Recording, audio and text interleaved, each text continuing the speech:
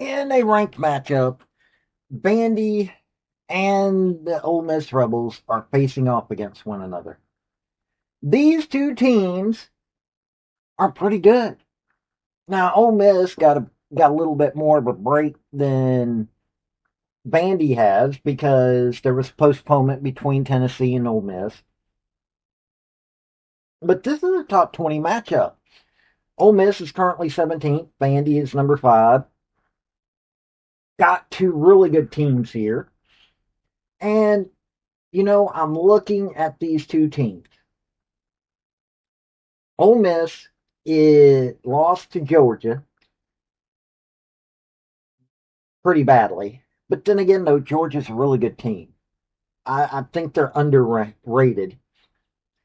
They lost to Texas, which is a really good team. Lost to Kansas State, and lost to Michigan State. They did beat Oklahoma, which was ranked. They beat Notre Dame, who was ranked. Smacked down Longwood. I know y'all probably don't care, but Longwood is the women of my family go to Longwood. I understand the Lancers real well. They were able to beat Memphis, which, hey, there are other teams out there that can't seem to beat that other ACE SEC schools that can't beat American Athletic School conferences. And the only team that has beaten Vandy so far is South Carolina. And I predicted that. I thought Vandy would have lost before now, but they didn't. They lost to a really good South Carolina team. South Carolina is one of the top teams in the nation, just like Vandy is. But Vandy, I don't see any team going undefeated very often. Now,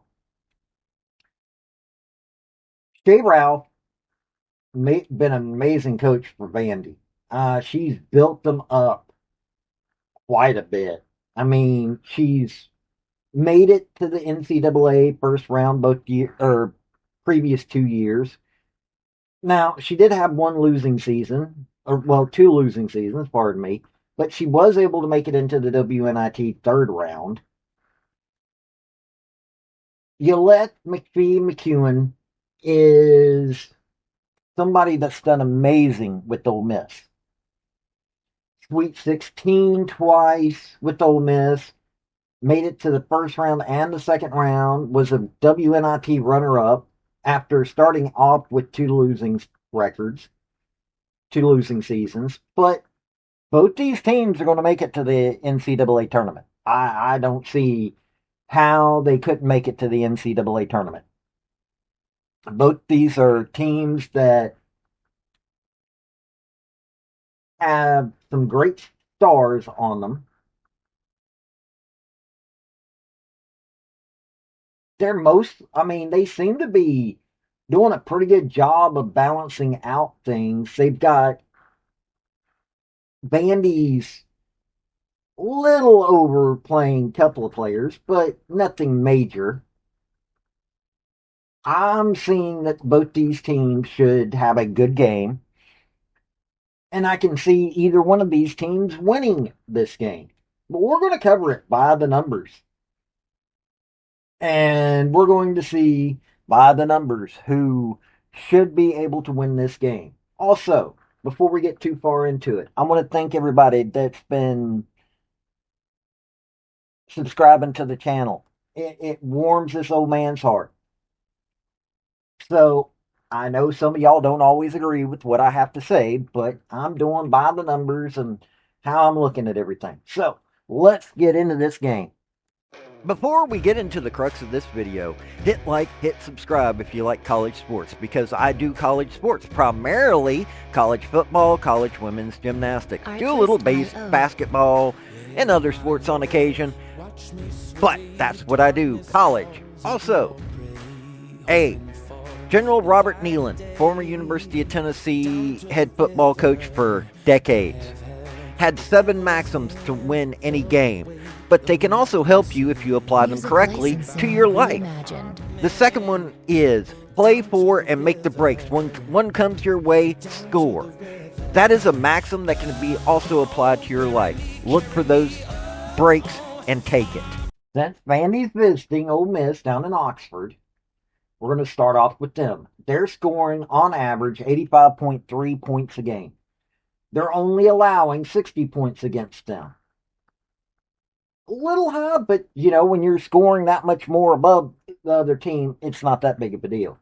They're at 48% field goal percentage. That's good numbers. They're rebounding 37.9 times a game. Not bad, not, amazing, but it's good. 20.7 assists. They're working as a team. 4.5 blocks. As I'm looking through these teams, 4.5 blocks is high for a lot of teams, which is sad. 12.3 steals, though. That's really good.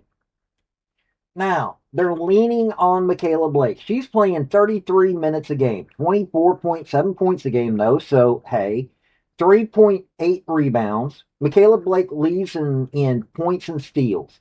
4.5 assists, 3.1 steals, zero point 0.2 blocks, 2.6 turnovers, which is high, 45.1 field goal percentage, 83.5 free throw percentage, and 31.6 3-point percentage. At 3-point percentage, hey, it's in the 30s, but still a little low. Justine Passat playing 28 minutes a game, 11.5 points a game. That's a little disturbing that there's that much of a drop off between two guards. 4.4 rebounds, 2.7 assists, 0.4 steals, 0.8 blocks, 1.3 turnovers, which is good. 44.3 field goal percentage, 70% from free throw range, and 43.4 3-point percentage. So, Michaela Blake can toss it out to her and she'll get the 3-pointer over her. Aubrey Galvin playing 33.2 minutes a game. 11.5 points. Auburn Galvin leads in assists. 3.2 rebounds, 6.3 assists, 3 steals a game.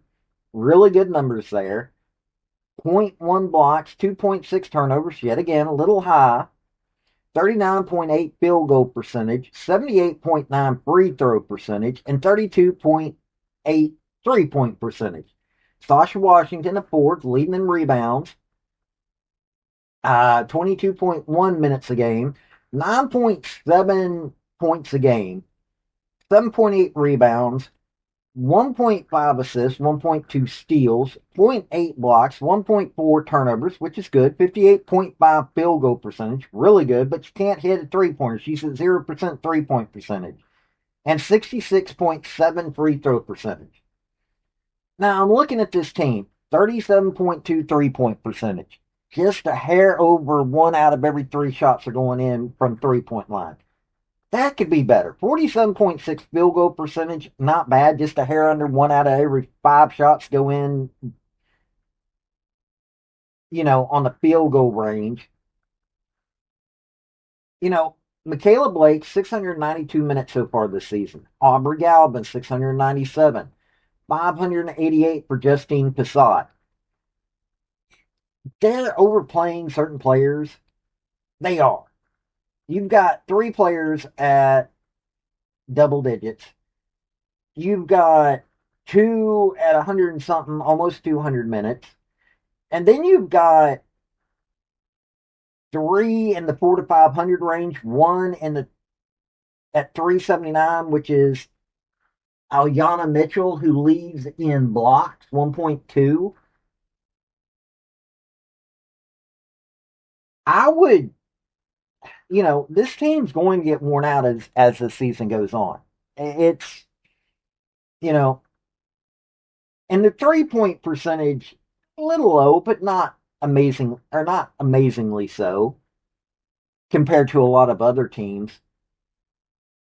It's just you're over-relying on certain players, and that's going to wear you down by the time you make it to the NCAAs.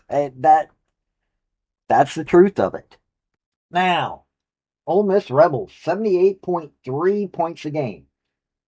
You're talking like 7 points worse on average, 56.6 points against it or scored by the opposing team. That's 4 points better, but when you're not scoring as much, 45% field goal percentage, 40.8 rebounds a game. That's a little bit better, but they're not playing as a team as much. 15 assists, 5.1 blocks, a little bit better, but 9 steals.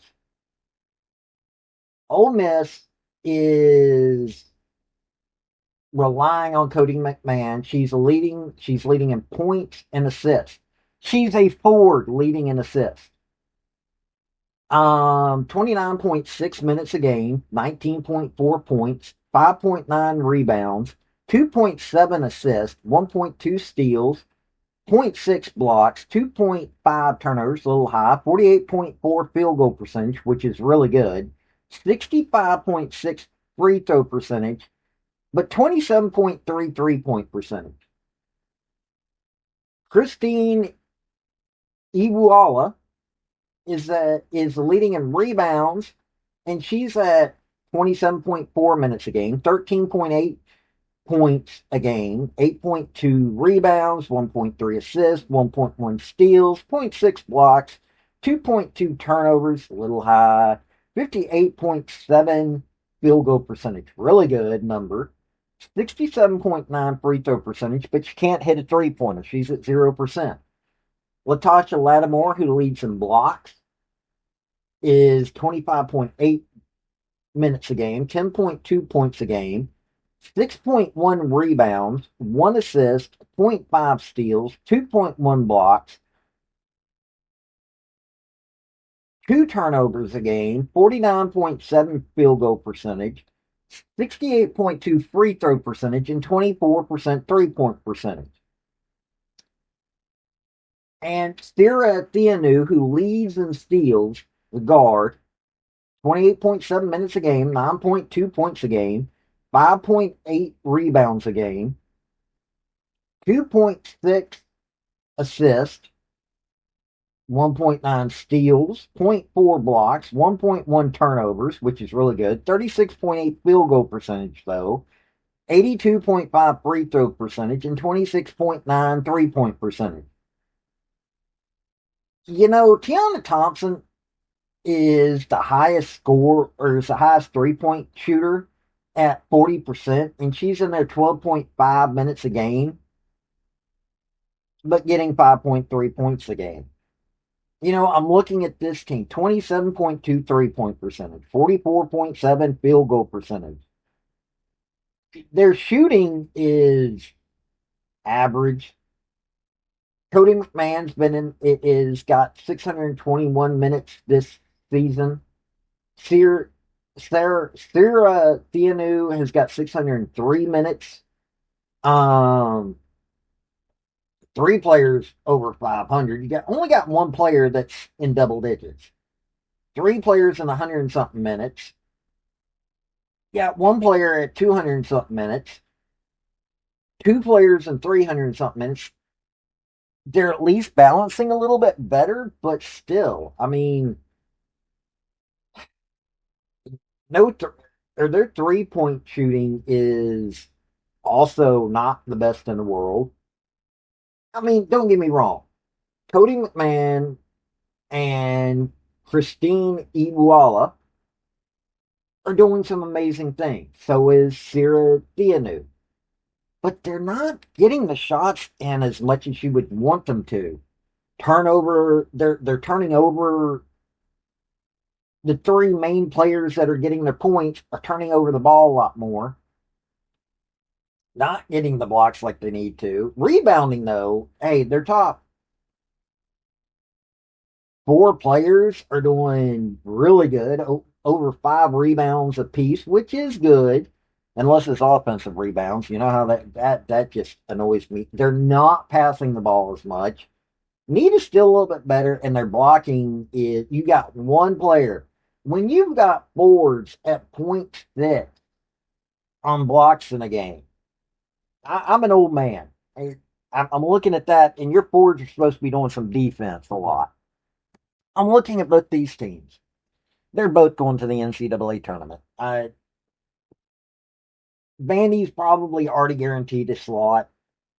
Ole Miss just needs a few more games, and they'll be able to say they're going to the NCAA's. Vandy is probably. I'm probably thinking I'm probably thinking they're going to be a 2 seed unless they keep it up and be a 1 seed. It'll be tight to get them a 1 seed, but I think they're a solid 2 seed. I don't know about Ole Miss. Um, 5, 6 seed maybe. Um, and I'm looking at both these teams from the perspective of how they're shooting, their defense, and I honestly think that this is going to be a bandy game. Both these teams, they're winning. They're solid teams. I just see some weaknesses that as these ladies get tired, it's going to be exposed down the road. And it's already kind of been exposed with Ole Miss. Ole Miss has lost to some teams they shouldn't have, but Vandy, Shea Ralph's got Vandy going at a clip that they could have a magical season. They're a good team. They know how to play together, and so does Yolett McPhee-McCuin has done the same thing with Ole Miss, but I don't know. I look at the pace of the game nowadays. I'm looking at all that. I'm looking at Ole Miss is over reliant on their forwards to do everything. And their forwards are doing a good job, but not providing the defense that you would need. I really do see this as a Vandy game because of that. Vandy is somewhat classical. Michaela Blake's, and a little uh prone to penalties. But it's and between her and Aubrey Galvin, they're playing them a little too much. You've got to rely on you've really got to rely on your players to be able to switch out, and it doesn't look like they're doing that. And it's been winning so far. Don't get me wrong, it's been winning so far. And Michaela Blake's, I like her, I do. Um, she's a Vandy woman through and through. Started out at Vandy, still with Vandy. Aubrey Galvin's another good one to look at. Freshman at Vandy, doing great things there. But I'm looking at it from the long road now. Now we're needing to start considering what's going to happen in March with both the SEC and the NCAA tournament.